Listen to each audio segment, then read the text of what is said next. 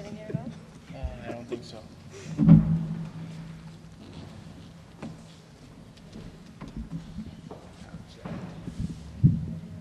Boy, you must really like this movie to be here on this beautiful beach day, I gotta tell you. Don't listen to him.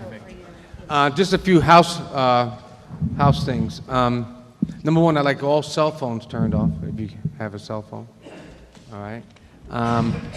There are 2 bathrooms behind this wall, and it's an entrance on either side of the stage that you can use at any time during the session.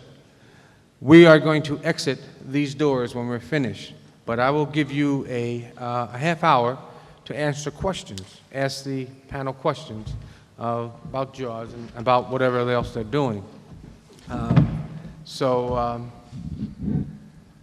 I think it's ready to roll it, she says. Okay. Hi, my name is Bob Tankard, and I'm the session host. I'd like to introduce our panel.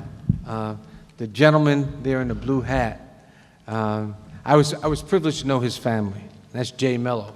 And Jay played Sean Brody, the little fella in the movie back then. And the Mello family is a distinguished family here on Martha's Vineyard. I had all his brothers and sisters, and I don't know, probably a couple of aunts when they were in grade school together. And I remember when Jay was born, so. And Jay played the typical part. Jay will speak. Jay owns a business up in New Hampshire now, him and his wife and kids. And Jay will also speak on behalf of Chris Fabello, who is no longer with us, who played Jay's brother in the program. Chris passed away several years ago of a heart attack at a young age. Great kid, the Rello family, a great family, and he's dearly missed. In the middle, we have Shari and Shari Rhodes. And I was just talking to Shari a little bit ago that I can remember 30 years ago when this lady was in the cafeterias of all the schools going like this, that one, and that one. And she didn't go to the teachers, because teachers sometimes send the angels to the front row, right? And Shari wanted the Rough Riders. So she was able to pick out the characters. And if you look at the movie, and I can tell you some stories, the kids she picked out for the leads, the Voorhees and the Mellos and the Rebellos and you know, the Searles and all those guys, you know, you love them because they're your own, but they weren't always the ones in the front of the class. And they did an excellent job. They did an excellent job. So Shari's also still in casting, independent casting, and she's also a producer, doing very well in her field. The gentleman to the far is a gentleman that I've known for 40 years or more. I think we met when we were... He's much older than I am. I know. Well, I think we met in Cribs, okay? And dear friend, Jeffrey Kramer. Jeffrey is a member of the Kronig family. His mom, Shirley, great, lovable woman. His aunt, Carol. His granddad was a pioneer here on Martha's Vineyard in real estate. Mr. Henry Kronig, great man. Jeffrey was responsible to bring, years ago, we had the Vineyard Players. Him and Marty Nadler and Duncan Ross brought the players, Vineyard Players here. And when JAWS came, each one of them all graduated from Ithaca College, which was a great school, where all the actors and actresses, which was supposed to be the Hollywood of the East Coast, until they found out that California was much warmer in the wintertime. Jeffrey was Mr. Hendricks, and Lenny Hendricks in the movie JAWS, the cop. JAWS 1 and 2 and 3. No. 1 and 2. 1 and 2. And since after JAWS, Jeffrey had gone to Hollywood, and Jeffrey received tremendous accolades for producing the Ally McBeal Show, The Practice, and The X-Files. And he's doing a great deal of work as we speak right now in production. So Jeffrey has come a long ways. The greatest thing about Jeffrey is that to us, he's just Jeffrey. So what I'd like you to do is this. I'm going to present them a question, and then they're going to talk about JAWS to you. And about 30 minutes left into the show, I'm going to ask you to line up in the center there, and if you got any questions you would like to ask them, you would be able to do that. Before, I'm going to start with Jay, because Jay is the youngest one up there. Jay, to be in a film of this type was your first one. Probably asked to do more and probably said no. Yeah. Jay, what was it like? It was very exciting at that time, being at the age of 6 years old and realizing that I had no clue onto what was happening until pretty much things started getting rolling on in the movie. When I first got involved in the movie, it was because of Shari Rhodes. If it wasn't for Shari Rhodes, I wouldn't have been in the movie. Same for all of us. Exactly. She's our angel. Yes, she is. She's done a wonderful job with everything she's done. The story is how I got involved into the movie is that my brothers, Tommy and Johnny, were supposed to play the role that I and Chris Bello played.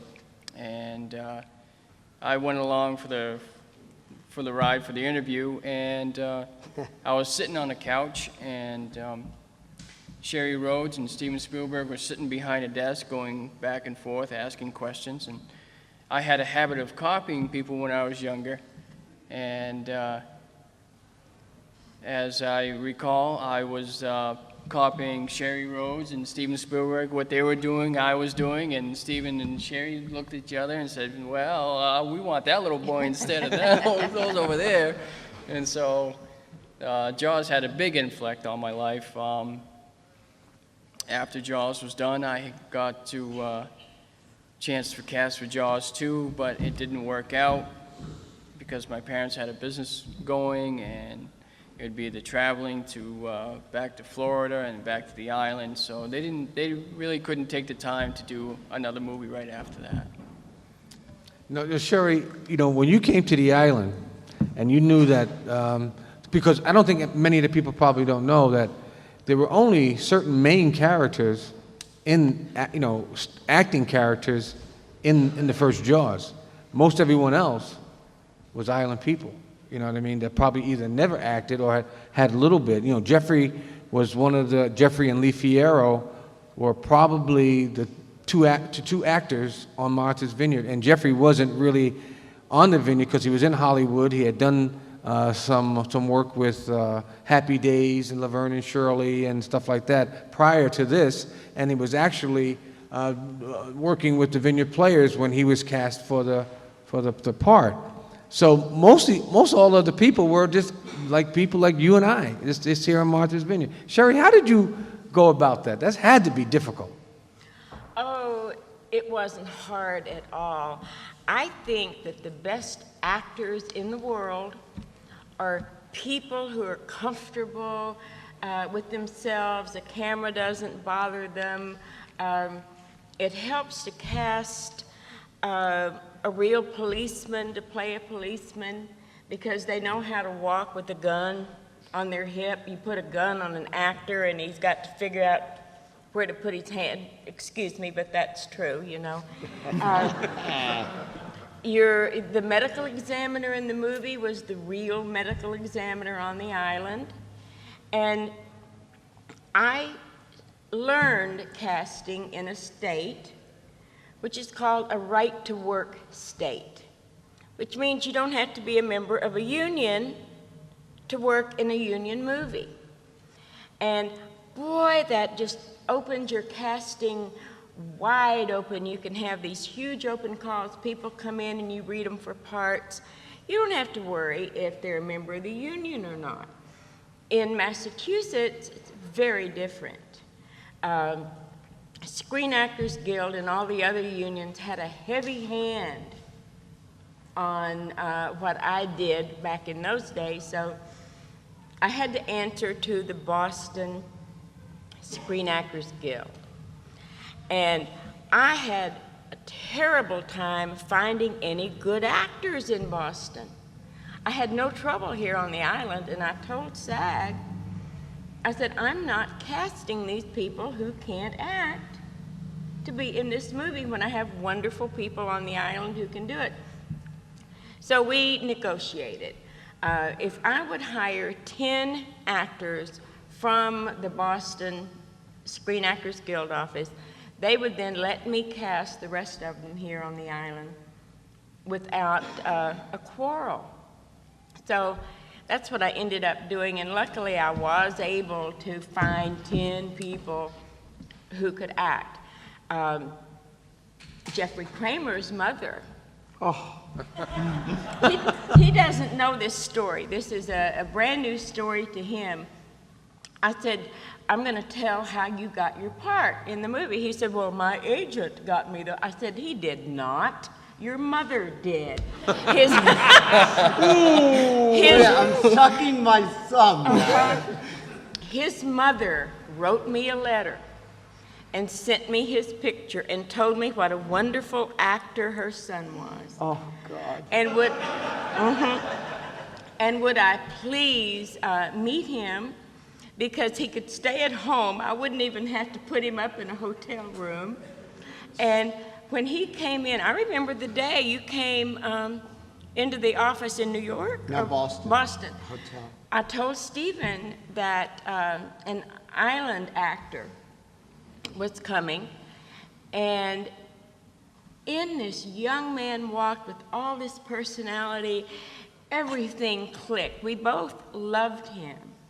And what was it you said? You felt you knew you had the part. I left the room and I thought, I'm going to get this. Yeah. Just knew it. But I can't believe you never thanked your mother. Mothers. You never knew. Yes, mothers. If Jay's mom hadn't taken the time to bring her boys down there and willing to spend that time, because there is an awful lot of that we ask of the parents. We don't usually pay you a dime, but we want you to be there with your kid the whole time. This movie was really neat because they could bring the rest of the kids and they could work. They could make money too, except on the days when he worked in the house. And she just had to be on the set. We didn't pay her anything. But this island, I was sent to the island a good 3 months before the rest of the crew came, because they wanted me to make friends. It's real important that when you come to a place like this, that people like you. Because if they don't like you, you play heck getting anybody to be in your movie. I don't care how much money you're offering. Well, I'm from Texas, and I think that Texans and Islanders have a lot in common because we're both opinionated. We both have our own rigid code of honor. And so there was kind of a natural mutual respect that happened in the very beginning. But it was hard to talk some of these people to just let down a little bit and come be in the movie. When I first came here, I would talk for 15 minutes to somebody, and I could tell by the way they looked at me, they didn't understand a word I said. Of course, I had a much heavier Texas accent at the time. Bill Gilmore told me that, he said, Shari, when we met, silly was a 3-syllable word. Silly. So I had this awful Texas accent, and then some of the old Islanders would say something back to me, and I wouldn't understand a word they said. So we just had to gradually get to know each other. But the finding the actors was wonderfully, I wouldn't say easy, because it's a job that you do, but I think it worked so well. Thanks an awful lot to these two guys. And my mother. And your mother. And my mother. Yes. Mine also. I'll tell you a funny mother story, though. This is a true story. I once starred in a TV series that was a disaster. I mean, we shot 13 episodes. They aired 3. 10 of them never aired. So before it went on the air, I called my mother. I said, Mom, You know, Robin Williams' mother was on the Today Show. She said, "Oh, Jeffrey, I could never do that. I could never do that." And there's a long pause, and she said, "But I'm on a diet just in case." True story. But I never knew that story until just right before we came out here, that my mother had written Shari a letter. Kills me. And sent a picture. And sent a picture. Jeffrey, Yes. welcome home. Thank you. How's JAWS affected your life? Well, you know, JAWS opened a lot of doors, but nobody who ever participated in JAWS, including Stephen, I'm sure, ever expected something like this. I mean, I said it last night, but I don't know that people could even hear me, but this was one of those perfect storms where everything came together and just worked and became part of the cultural zeitgeist and the lexicon of the fear of the water, and it just became a hit. If we knew how to make hits, we'd keep making them. It just happens, and it happens once every so rarely. It's ever so rare, and it is a stunning phenomenon. Look, we're sitting here 30 years later. Everybody was doing a job, and they were doing the best that they could do. And it's a stunning occurrence, I think, and I think we are all blessed to have been a part of it and to continue to be a part of it. You know, there's a lot of people who were instrumental in the making of this movie who are no longer with us, from in front of the camera to behind the camera.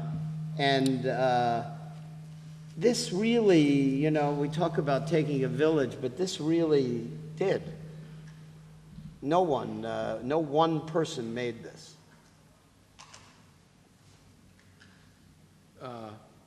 What were some of the scenes or some of the difficulties that may have happened that they had to redo over? Shari? When you were probably, the large beach scene, you know, when they had it down by the bridge? And all the kids had to run into the water. It was cold. It was May, June. The water's still cold. You go in the ocean. That's not warm water like it is in September or August. That water's kind of chilly. And everybody had to make sure that everybody didn't smile, didn't laugh, and they had to run in and run out. And I remember being on the other side of the jetty where the helicopter was circling around and watching the director say, "Okay, everybody go," and then boom, they're off into the water, you know. Do you know how much we paid those people to freeze to death in the water?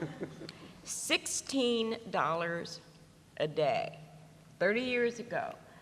That was what they made. Because the producer's wife, Bill Gilmore's wife, was too cold and shaking and blue and almost in tears to be properly introduced to some important somebody, he said, "I'd like for you to meet my wife, Paula," and she went like this. He gave everybody a $5 bump for going into the water. But it was absolutely, and you know what shocked the assistant directors was that I knew everybody's name. There was a little boy that was where he shouldn't be, and he was making noise, and he was kicking sand, and he was doing this, and the assistant director was standing up on the sand going, young man, and I looked out and I said, "Jeremy," got him out of the water. And he said, "How did you know his name?" I said, "I know everybody's name." I spent months looking at pictures, making lists, calling people on the phone, so I recognized everybody. 1,000 people, I know their names. And it's my business. And what was really nice about that, I had one little boy who's not here. He lives on the island, and I keep hoping he'll walk up to me and say, "Okay, Shari, here I am." name is Tom Dunlop. He was an extra in the first Jaws, in the big beach scene.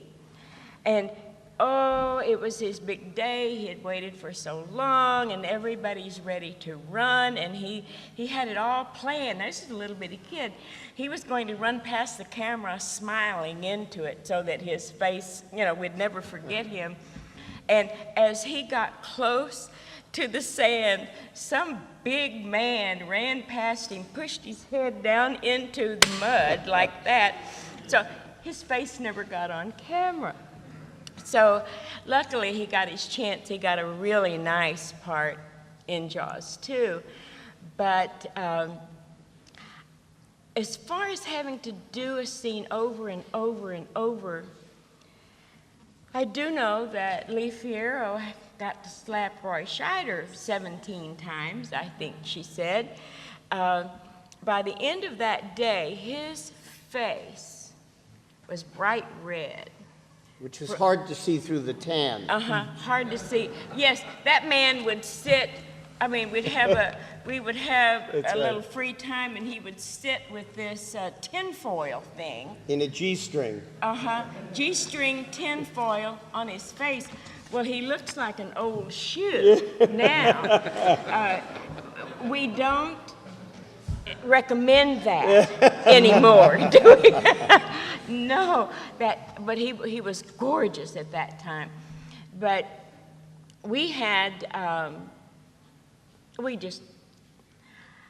had the good time because I got to work with people. Anytime you can call someone and say, Steven Spielberg wants you to play this role, you make somebody very happy.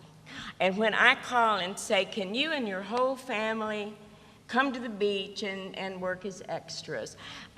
Can you come and play a Coast Guard guy for me? I am bringing good news.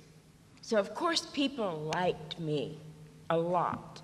Edie Blake wrote the book, The Making of Jaws, and Bill Gilmore read the book and he said, to read that book, they'd think that you made the movie, and I just showed up every once in a while. I said, well, Bill, to the Islanders, I did make the movie. Right. I'm the one that they remember. So he had all these terrible problems, boats sinking, the island not going to let him do this, somebody going to charge him 4 times what they said they would. And so he's glum and unhappy, and I'm always thrilled to death just to get up and go to the beach in the morning. She's telling the truth because, you know, this was before Steven was Steven. Right. This is where, you know, it wasn't that Spielberg called and said, would you do this? It was Shari who was calling and asking you to do this at this point in time. And now Steven is this icon, but it was Shari who went out there in the front lines and did it all. So the human part of it really worked. It was the mechanical part that was way behind. That was really hard. The first movie I did for Spielberg was Sugarland Express. And we did it in Texas. And I got the job only because there was a casting director in Texas a guy, he'd done 2 movies in a row, and he needed to rest. He was tired. I've never met a woman yet in this business who was too tired to do another job. So thank God, thank you, Gary. He was resting when Bill Gilmore called me over the telephone and hired me to come to San Antonio and do Sugarland Express. Well, we shot in Houston, Texas also, and I called a big theater down there, the Alley Theater, and told the lady who ran the theater that I was there casting a movie and would like to see her actors. She said, well, absolutely not. She said, my actors are serious about their craft. And I said, well, this was in the early 70s. I said, but ma'am, you know, we're paying good money at Universal. please just put my number up on the bulletin board and let any actor at all who wants to come read for a part call me. Absolutely not. Well, now this is a true story.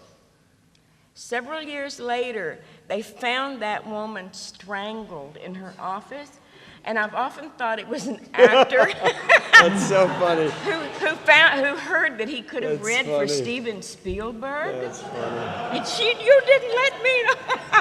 So, funny story. Was it Zelda for Chandler? Nine events. Jay, when you were 6 years old, and how much do you remember? You and Chris had to actually be close to each other, because where you usually found Chris, you weren't that far behind. And how did your other two brothers get along with you getting the starring role? I remember the movie pretty well. I used to have a really good memory back at that age. Now it's fading fast. I remember one scene very well. It was a scene where Alex Kittner got eaten on the raft, and we were doing that scene, and Roy Scheider, I was sitting on the beach, playing in the sand, singing this song, Do You Know the Muffin Man? And Roy Scheider came from behind, running up, grabbed me, picked me up, and put me on his shoulder. And as he was doing that, I looked down and saw that I wasn't on the ground, and I started crying. Well, Steven Spielberg said, cut, stop. Roy Scheider put me down. I said, that's it. I quit. I'm all done. I started walking off the set. My mother come over. Shari Rhodes came running over. Steven Spielberg came running over. No, you cannot quit. You can't, you can't, you can't. So after that, they let me know what was happening. So they wouldn't let me have surprises. And I didn't really have a script to go by. They asked me if I could do this at this scene and do this at this scene. So when they asked me to do different things, I comprehended and said, sure, I can do that, and so forth. So you didn't have to memorize words? No. And as for my dear friend Chris Bello, him and I were really close. We were close even before we did the movie, and even after we did the movie. The Mellos and the Rebellos were really close. He said, Chris wasn't too far away where I wasn't right behind him. I was like his little brother he never had. And he was the youngest in his family, and I was the youngest in mine. And so it gave me a chance to, have another brother in my family, even though I had 3 more other brothers. Tommy and Johnny were mad at me for quite a while. For quite a while. They said, lots of times they said, well, if you weren't around, we could have had the role. But everything worked out fine, and it was really fun to do. Jeffrey? Wasn't he, I just want to say that I still, when I see that little face, and he's doing this and he's doing that, it is absolutely the most gorgeous thing I've ever seen done in one of my movies. Thank you. Thank you. I had to say that was one of the most touching scenes that I did in the movie, because it connected Roy Scheider and I a little bit. He was like a father figure to me in that scene, and even with the rest of the cast, if we had time to spend time with each other, we spent it as a family. We would sit at the lunch tables, and we wouldn't talk about the movie. We would talk about other things, like how things are going in your life, and just kind of reminisce about things going on in their lives. And it was a lot. It was very, very, very special to me to meet, well, as Jeffrey Kramer and Shari Rhodes and the other people that got involved into it. My parents knew and know Jeffrey Kramer's parents and aunt and uncle very well. We're both from Vineyard Haven, so I used to make his father fraps that was so thick a fly would get stuck in it and couldn't get out. yeah. Jeffrey, while you were actually directing and producing at the Vineyard Players, you had to take time off to do that. To do this movie? Yeah. Yeah, I brought another actor in to take some of the early roles. And the one day that I really remember most of all is the first day of principal photography was the day I threw up on the beach. And I remember this so well because I was so nervous I probably could have really thrown up. And for years I tell people, oh, I studied for years to throw up like this, you know. But it was so exciting. You pulled up to South Beach and you saw all these trucks. And to be on the island and to be doing this was just so much fun. It was just awesome. And to be in that company. And Dreyfuss became the godfather to one of my children from a friendship that began at that time. And it was terrific. What was he like to work with? Who, Richard? Right. Ricky D was full of himself at that time. he was coming off of, and he was just a brash guy. He just had a lot of confidence, and he was, you know, he was like the Energizer Bunny in those days. Boy, he'd knock into this and he'd just move the other direction. But he was a terrific talent, and I've always admired his work. I always think he does terrific work, from Whose Life Is It Anyway to The Goodbye. I mean, he's just been terrific. And he's a very, very smart, lovely man. Yeah. Roy Scheider, not Roy Scheider, Robert Shaw. What was he like, Shari? Now, you had to, did you cast all of them too? I can't say that I cast all of them. I did go along to the meetings in New York and LA. Robert Duvall wanted to be Quint.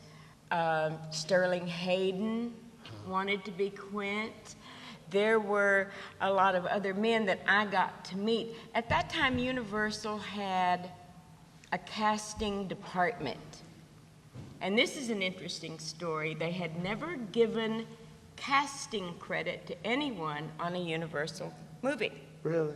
Never. You see, look at some of the movies before Jaws, and you won't see anybody's name as a casting director. Well, Stephen refused to sign another contract with Universal unless they gave me casting credit. Bill Gilmore called me and he said, well, you've certainly caused a lot of trouble around here. And I said, well, what are you talking about?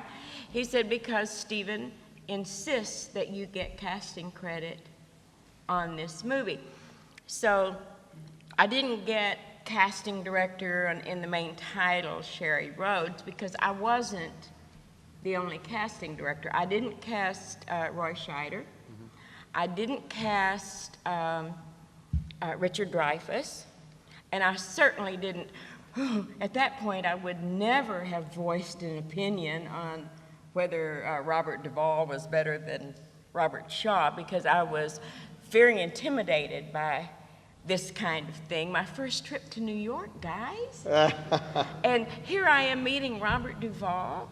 So it was quite a heady experience. But the location casting, which is, they gave me that screen credit, was just unbelievable. Robert Shaw was not an easy man for a lot of people to deal with. Now here again, he was very nice to me because didn't have anything to do with him on a daily basis. He liked, he drank a lot.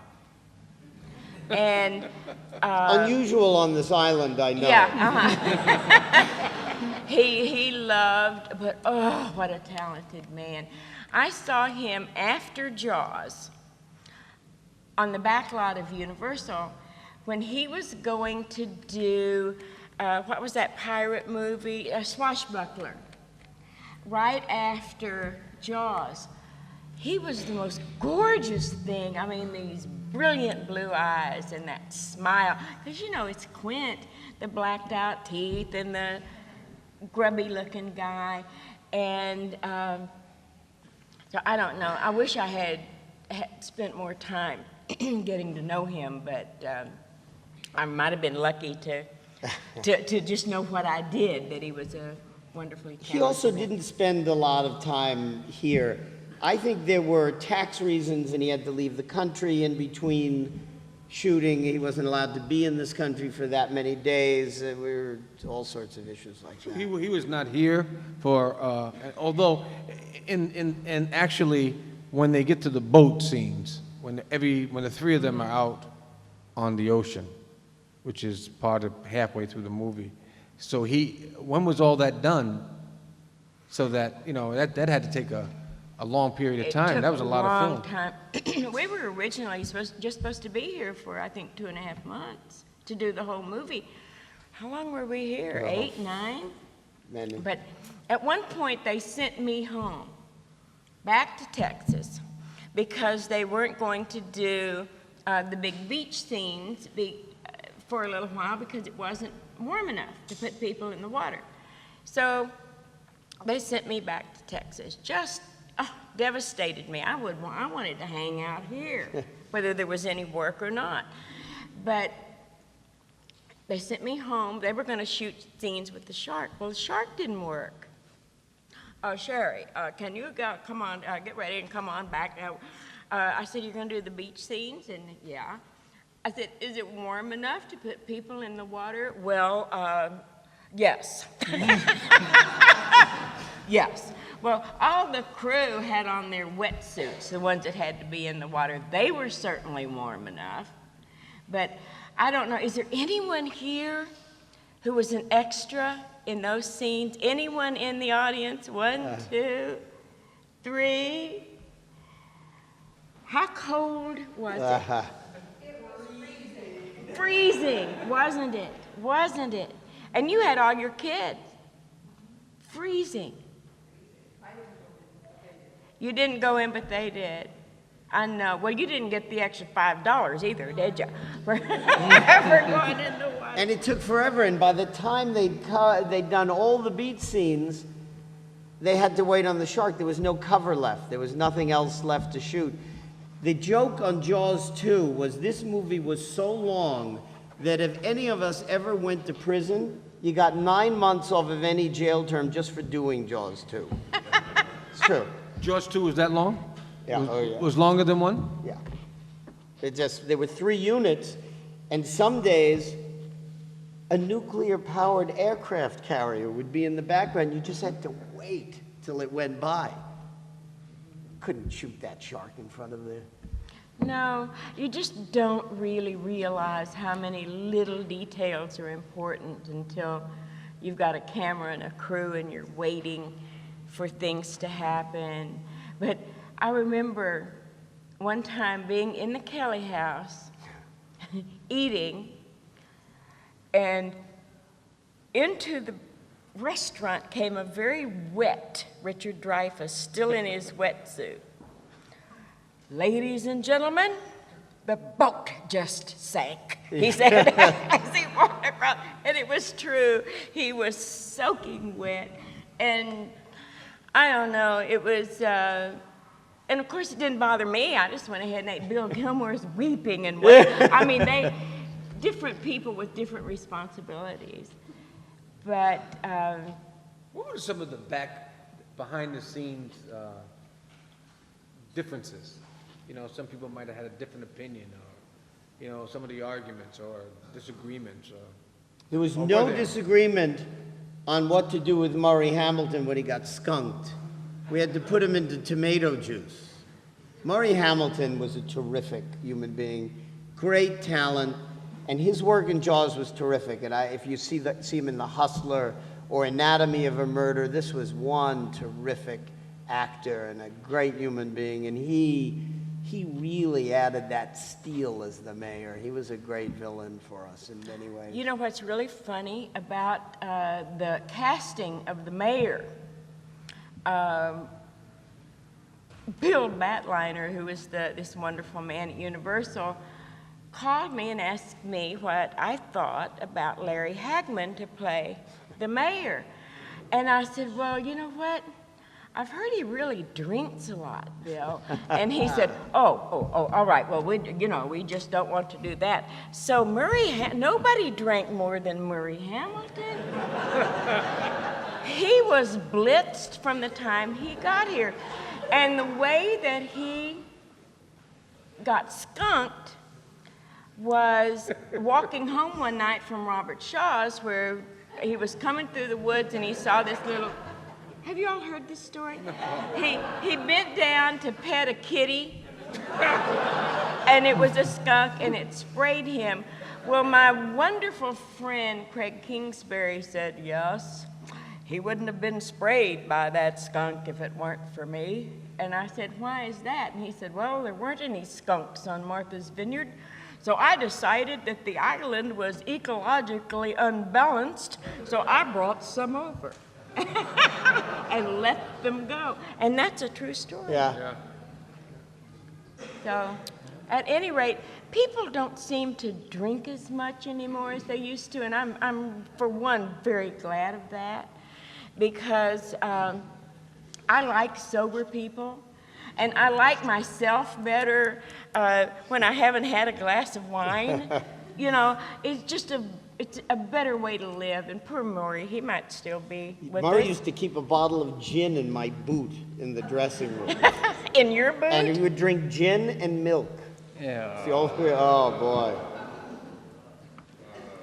You know, for a lot of us that were around when Jaws was taking place, it was, I guess, the first. It was the first that I can remember in my years here of a motion picture being done on the island. You know what I mean? And then to have that many, you see, when you're an island person, you had to go to the movie at least 3 times first before you really saw the movie. Right. Because the first time you had to pick out, oh, there's so-and-so, there's, oh, look, you know, so you had to go through that, okay? Then you had to pay money to go back and see who you missed, and then you had to go back and see the movie, you know, and then everybody bought a copy, you know what I mean? And so it was that, you know, and, you know, I want to tell us a little bit about George wasn't supposed to make it. George wasn't supposed to be a feature movie. It wasn't supposed to be a movie that... Well, you mean that there were rumors all around that they were going to shut it down? Right. They were over budget, over time. Rumors were they were going to just pull the plug and whatever. I don't know a lot about the behind-the-scenes Our budget was machinations. $4 million. It ended up costing $7 million. And they gave Spielberg so much grief over that. And I remember, I was in Spielberg's office in Universal City when he got his first check from JAWS. $750,000 was his first residual. We were getting ready to do Close Encounters. And unfortunately, casting directors don't get residuals. Would have been nice. Oh, boy. Would have been nice, because I do know that there were people on this island who were cast as selectmen who had several weeks' work in JAWS 1 and JAWS 2. They bought houses in Florida with their residuals. Isn't that wonderful? Jay, you still get money? 4 cents was his last residual, wasn't it? Yes, it Something was. like that. Sometimes the checks are so small that Oh, you yeah. don't cash them just to screw up their bookkeeping. Yeah. But they were nice for a while, huh? Yeah. What we're going to do now, we got about maybe 20, 25 minutes or so. We'd like the audience to have an opportunity to speak to the panel, ask them questions, things that I either know or forgot, or things that they may either forgot to tell or have somebody. So we have a microphone right in the center aisle. You can line right up there, and we'll take as many as we can. All right? Uh-oh.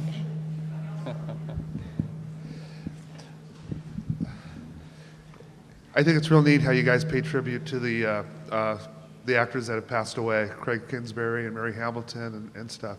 So I just want to say thank you guys for doing that. Well, it wasn't just the actors either. Verna Fields, who Verna cut Fields, this of course. picture. Yeah. Bob Matty, who built the shark. I mean, there were a lot of people who were just truly instrumental.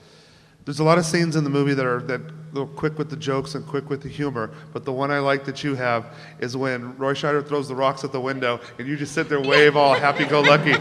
Was that improvised or was that scripted? Was that you? What was all that? I don't ever remember it being scripted. He did it and I heard it and.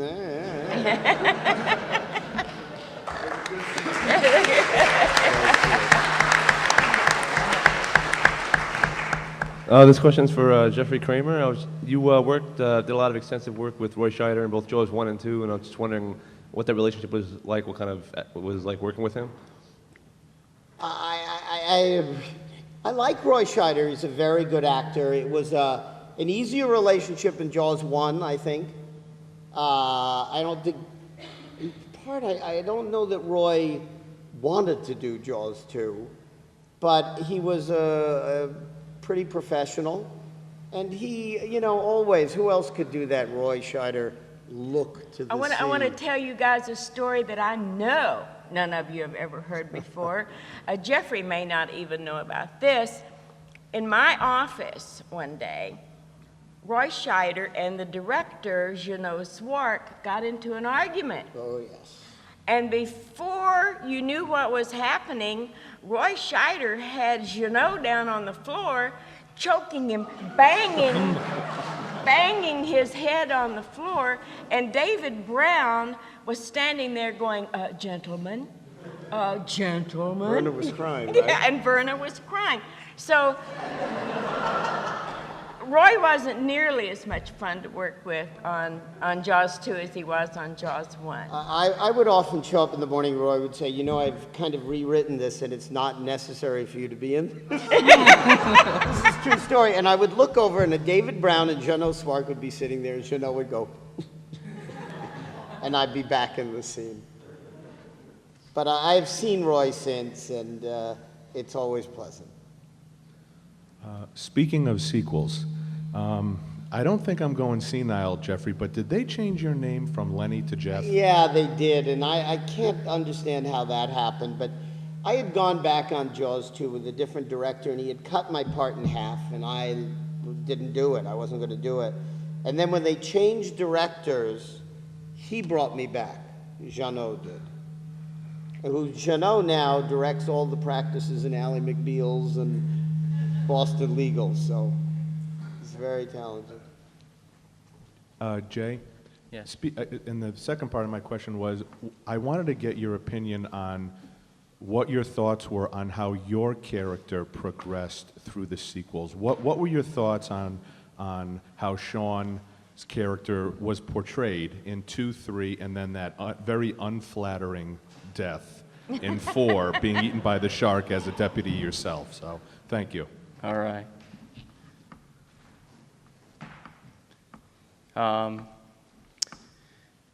Let's see. The progressing of Sean Brody I thought was fantastic. It was a very privileged for me to start it off. I've been hanging out with Mark for the past 2 days, who played Sean Brody in the second movie. Him and I have really connected. Shari Rhodes, in fact, introduced us yesterday morning for the first time. And as of Jaws 3 and 4, I don't think they should have done away with Sean in 4. I think, the way that Sean took over his dad's position as chief of police, I thought that was really, really touching. But But the way to end Sean's life in the very, very first scene like that, it hurt, you know, seeing Sean gone. It did, didn't it? Yeah, it did. Shari, a quick question. When you were sent to the island to begin casting, had Steven Spielberg given you any specific instructions in terms of what types of people you were looking for, what types of characters and personalities? Well, I had the character descriptions as they were in the script, and Steven likes real people, and he wanted the flavor of the island in the screenplay, and he just knew from working with me before that I could find these people, whether or not they would want to come in or not. Are you familiar with the little Herschel West, who played Quint's assistant on the boat, little scruffy-looking guy? Oh, yeah. I saw him in Menemsha, and I was with Jenny Poole, one of my assistants, and I said, I want that guy. And she said, oh, you'll never be able to get him. He won't even talk to you. And I said, oh, yeah? And I went over and I talked to him. Before she knew it, he was smiling and posing for a picture. And so I don't know, I just knew he wanted the real thing. And he responded to it, and he loved the people on this island so much. The only actor he really hated, well, there were two of them, actually. Remember the two guys who throw out the wives' pork roast or whatever out to the shark? He despised those two guys, and they were Boston SAG. Yeah. They weren't local at all. So for some reason, he just didn't like them. Did I answer your question? Good, okay. Hi, as I'm walking around the island, I go into stores and I'm seeing photographs that are unbelievable from islanders who had taken these photos, and none of this stuff is put together in a book or anything, and they're just amazing as a fan to see this. And I'm wondering if you guys, or if you know people who have photographs or home movies from that time that the fans could someday see or something like that. There are sites that I've learned about this weekend, JAWScollector.com and a whole bunch of other things that I never knew about that have all of these, I mean, a lot of archives that nobody knows about, that pretty arcane. But unless you have pictures, No, which I hope you don't. no, I don't, but you have a lot of pictures, right? Yeah. Movies, really? I don't know how to get those out to fans, but maybe the Chamber of Commerce could work for promotion for the next JAWSfest. Ask them not to wait another 30 years because none of us will be here. But if they do it pretty quickly, we will. But I can't wait to get over and see that exhibit because I haven't seen it yet, seen a lot of those pictures. Okay, you were talking about Jaws. It sounds like Jaws 2 was a more difficult movie to make compared to the first one, and I was just wondering if you could elaborate on, you know, maybe why that was and why so much of it had to be filmed in Florida, and just kind of what the differences were. You know, the real problem is anything that's done on water is an enormous problem. Boats drift, weather, you can't imagine the difficulties. It was very complicated in that it had a much bigger cast. You know, there's something about 3 guys on a boat compared to 8 sailboats, or how many sailboats. And it was, the location had its own problems. It was just a really difficult shoot. It lasted forever. Everybody was very isolated. We had 2 directors. Yeah. We started off with one, fired him. In fact, that director that they got rid of cast Ricky Schroeder. White blonde hair, little moon face, who came into the interview and said, hello, I'm Ricky Schroeder. Would you like to see me cry? To play him. Can you believe it? And I said, you know, that's not really going to work. People aren't going to believe that this kid grew up 2 years to be Ricky Schroeder. So at any rate, that's one of my claims to fame. I helped get rid of Ricky Schroeder. Thank you. I also fired Britney Spears when she was 10 years old because she couldn't act. She still can't act. Yeah. Just before you answer so your funny. question, Mrs. Flieger, could you please come over here? Mrs. Flieger was an extra in the Jaws, and I'd like to just give let her give you her point of view as being an extra and some of the things, because I know she's got a lot of stuff.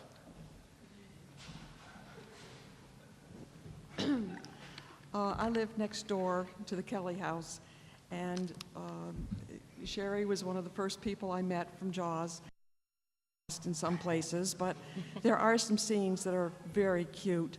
Richard Dreyfuss caught me taking a picture of him, and he pretended he was a fashion model and, you know, acted out that part. There was one scene, you know when Paulie says that the kids have been chopping fences? 2 of my sons were in that scene, breaking the fences, and which I had photographed, and that scene never did get into it. But we knew, Coach here said that everybody had to see the movie 3 or 4 times. Well, the whole island had to go see the previews. And we saw ourselves, I saw all 4 of the children and myself in the movie, in the previews, so I knew we had made it. And at last night's movie, I was surprised to find myself and my children in more places than I had seen ever. And I think it was because it was on the large screen. But I have some incredible memories, and the movies that I took have just been made into DVD, and they will be on somebody's website soon. I don't know who, but, oh, I was also interviewed for Plum TV. Oh, Plum TV, MVTV. And so someday I'll see something of that. And I've just had an awful lot of fun. It was one of the most fun summers of my life. And I can tell you that they worked so hard. Behind my house is a parking lot where all the trucks parked. And about 5:30 or 6 a.m. they would rev up the motors, and they would leave them going for like a half an hour or an hour before they left. And that was okay because I loved what I was next door to. And sometimes they would come home at like 11 or 12 at night. So I never knew of, I can appreciate how much work they did. It was a lot of fun.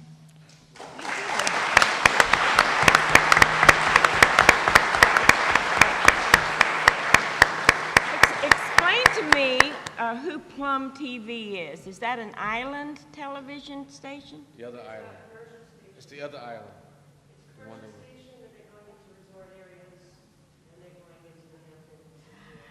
Okay, now the young man who asked if there was going to be a way to see these things, do they have access to Plum Television? Is there?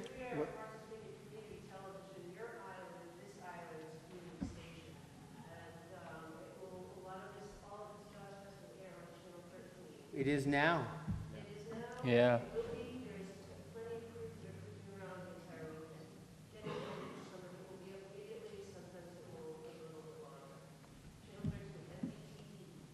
MVTV. MVTV. Go ahead. Great. Okay, this is for Shari.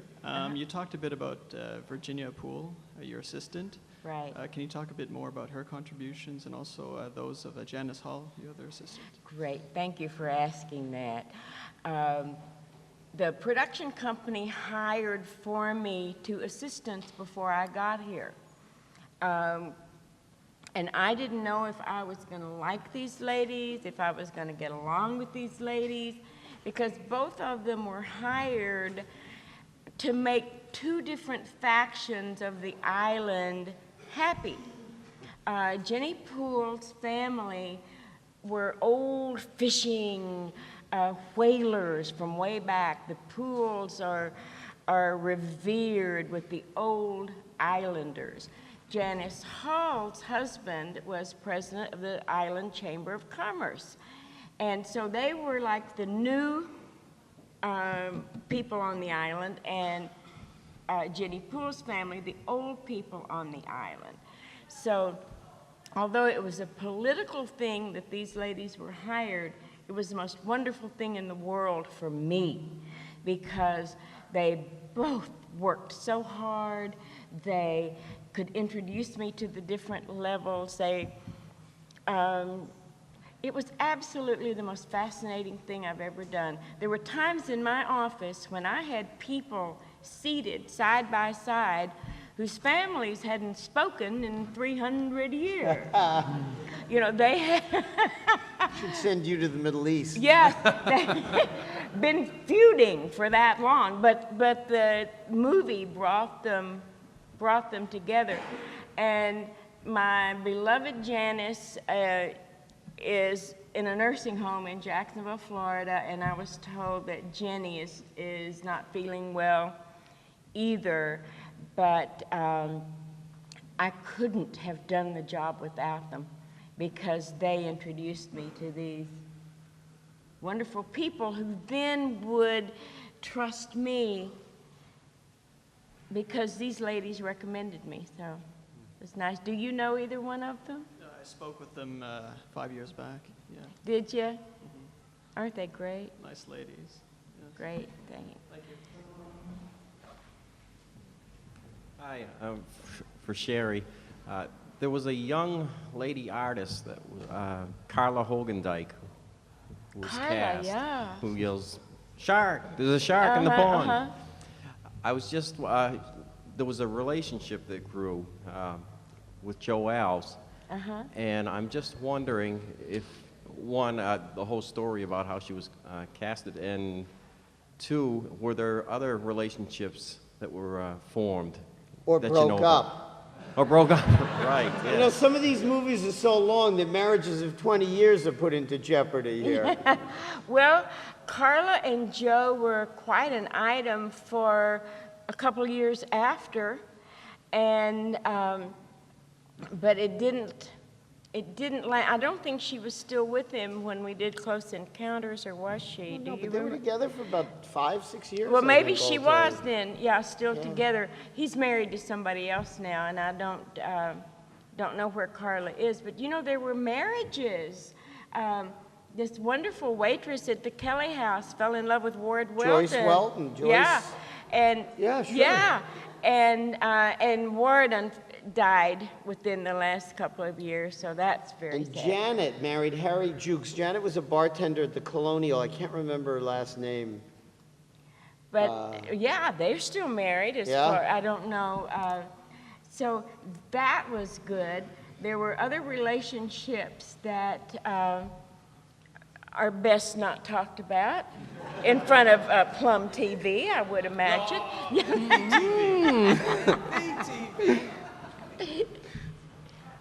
Hi. Steven Spielberg brought his dog to the island, and the dog landed a starring role in the movie. Yes. It's Brody's dog. There's another dog in there that he's seen jumping around in the water, and then he mysteriously disappears. Tippett. Who is it? Tippett. I was just going to ask, does anybody know either of these dogs, or did you do the Bruce, canine Bruce casting? was Steven's dog, wasn't it? No, Yeah. that was his lawyer, was Bruce. Bruce Yeah, was Bruce was the the guy shark. named the shark after? That was his It's lawyer. his attorney. Yeah. And I don't remember his little dog's name, but he played Scheider's dog. And Tippett was cast because someone had seen him on the beach chasing the stick that his owner would throw into the water. And was it you that held him out of off somebody? He kept barking when his owner was out on the beach saying, "Tippett, Tippett." The dog would say, "Yeah, here I am." That was Steve Let Potter. me at you. And somebody had to keep the dog away. But yeah, he was but somebody had seen the guy, and I can't remember his name. Stephen? Oh, great, great. But yeah, wonderful animals. You know what I love about the island? I just want to say something about the island and their dogs. They're family. I got a lot of rides in cars where I had to sit next to a huge stinky animal soaking wet who had been out in the water, and Shari got to ride next to the dog. But I loved it because there's such respect for the animals, except for the summer people who get a cat or a dog and then go off and leave them. And then the islanders either have to take them in or the Humane Society has to care for them. So listen to me, guys, don't you do that anymore if you don't live here. But I just wanted to, it speaks of the kind of people that you are, the way you treat your animals, I think, and I loved it. Okay, go ahead. Well, listen, if there's any more questions, I'm pretty sure that Jay and Shari and Jeffrey will sit right where they are in a few minutes and sign those autographs that you didn't get signed. Remember, this is the first. The first is always the best. Okay? We'd like to thank you for coming and thank you. You're very welcome. Thank you.